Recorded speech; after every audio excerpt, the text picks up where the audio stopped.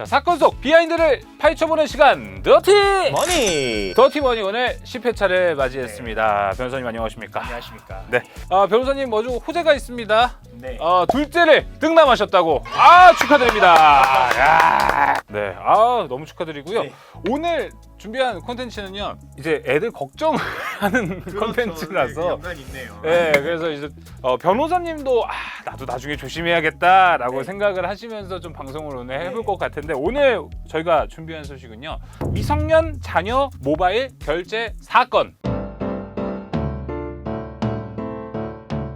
애들이 요새 핸드폰으로 게임 엄청 많이 하잖아요. 그렇죠. 저도 조카를 볼 때마다 뭐 아이패드 맨날 잡고 있고. 있고 핸드폰을 게임하고 뭐 그러는 편인데, 이제 애들이 머리가 크는 거죠. 보니까 애들이 머리가 커서 좀만 내가 어디 들어가면은 뭐 누르면 결제가 되는 걸 알고 그렇죠. 있는 거야. 근데 문제는 엄마가 그래서 명세서를 받았어. 와, 근데 426만 원. 야, 42만 원도 센데 네. 공 하나가 더 붙었어요. 네. 426만 원. 와, 이거를 결제한 건데 이거 애도 문제라고 생각이 좀 들어요. 그렇죠. 네. 진짜 부모님 등골을 졸라 뽑아 먹은 거야. 자, 아무리 어리다 한들 이해할 수가 없지만 이 사건 먼저 얘기를 좀 해주시죠. 이 사건 같은 경우에는 초등학교 6학년 애기인데 6학년이면 사실 조금 약간 인지가 있죠. 애기라 할수 없어요. 6학년 미성년 자녀가 부모 폰으로 하루도 아니고 17일에 걸쳐가지고 게임 아이템, 핸드폰 게임의 게임 아이템을 426만 원을 결제를 했고 예. 추후에 알게 된 게 명세표를 보고 안 게 아니라 카드를 끌었는데 카드가 안 끌히는 거예요. 한도 초과가 뜨는 거. 나 쓴 게 없는데 왜 한도 초과지? 그래가지고 간도가 좀 보니까 애가 426만 원을 쓴 거예요. 그래서 바로 환불 요구를 했죠. 이제 애플을 아이폰이었나 봐요. 그래서 애플을 상대로 환불 요구를 했는데 애플은 가장 최근에 것 31만 원만 환불을 네. 해주고 나머지는 환불을 안 해주면서 환불을 안 해주는 이유를 안 밝혀주고 그냥 환불 안 된다라는 결과만 통보를 해준 거죠.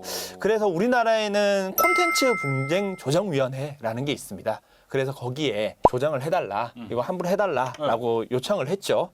근데 요 조정위원회가 강제성이 없어요, 조정에.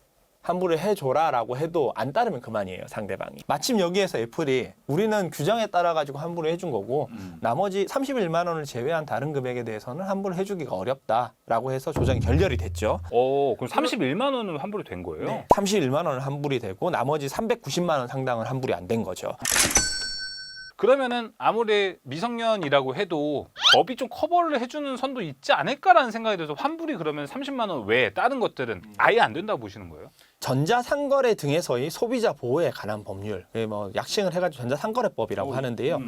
그 17조 1항에서 일주일 이내에 그 전자거래의 경우에, 이 전자거래잖아요. 핸드폰으로 했던 거래니까 전자거래의 경우에는 그냥 청약을 일방적으로 철회를 할 수 있는 조항이 있어요. 그 17조 1항에서 그렇게 규정을 하고 있는데 17조 2항에서는 디지털 콘텐츠의 경우에는 청약을 철회를 할 수 없다라고 규정을 하고 있어요. 예외가 있는 디지털 거예요. 콘텐츠라는 게 너무 네. 막대한데. 네. 규모가. 이 사안과 같은 경우에는 어떤 용역, 어떤 물품을 직접 받은 것이 아니라 게임 내에서 게임 머니 내지는 게임 아이템을 구매를 한 거잖아요. 이거는 디지털 콘텐츠로 봐야 되는 거거든요. 실제 물건이 아니니까.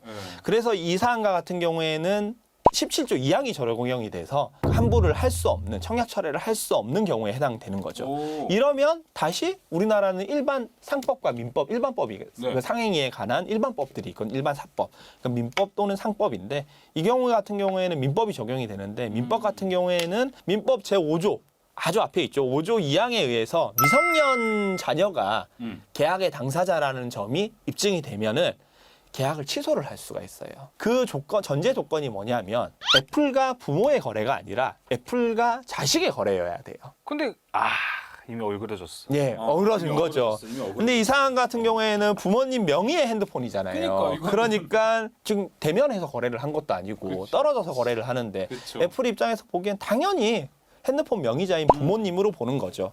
그래서 이 조항도 적용되기가 어려워서 결국은 환불을 하기가 좀 어렵지 않을까.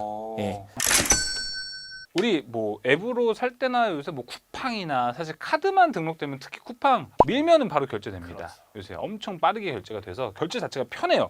근데 이런 게 문제를 키웠다고 보는데 맞습니다. 이쪽에 손해배상 뭐 이런 건 청구가 되나요? 그거를 청구를 하려면 전략을 아주 잘 짜야 될 것 같아요. 이게 안 된다 보시는 거예요? 예, 그 뭐 통상적으로 보면 안 된다고 봐야 되는 거고요. 본인을 식별하기 위한 별도의 절차인 뭐 얼굴이든 아니면 지문이든 생체 인증이든 아니면 간편 비밀번호를 입력을 하는 거든 그런 절차가 마련이 되어 있다라고 하면은 전략을 아무리 잘 짜도 소송 전략을 아무리 잘 짜도 환불이나 계약 취소 내지는 손해배상 청구는 어려울 것 같고요. 그게 아니라 그냥 정말 이 핸드폰만 들고 있으면 그냥 버튼 하나만 누르면은 누구나 결제를 할 수 있다. 그렇다라고 그런 시스템을 만들어 놨다라고 한다면은 그 시스템을 개발한 거에 대해서 사전에 충분히 고지가 됐는지 바로 이렇게 결제가 된다. 그리고 관리를 잘 해야 된다. 이런 점들이 고지가 잘 됐는지 뭐 이런 거를 주장 입증을 해서 그런 부분이 좀 미비를 했다. 고지가 사전 고지된 부분이 미비를 했고 누구나 결제를 할 수 있게 만들어 버렸다라고 하면은 거기에 따른 손해배상 청구를 할 수도 있을 것 같아요. 이렇게 오늘 더티머니 10회 촬영을 마쳐봤는데요.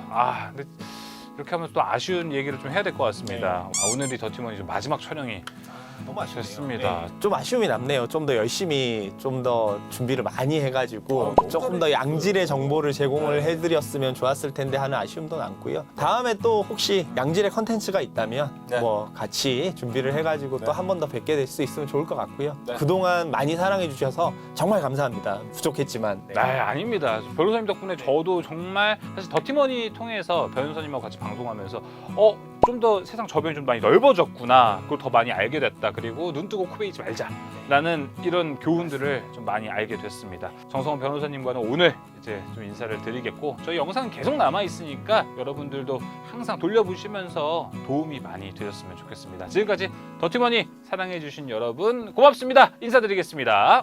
감사합니다. 감사합니다.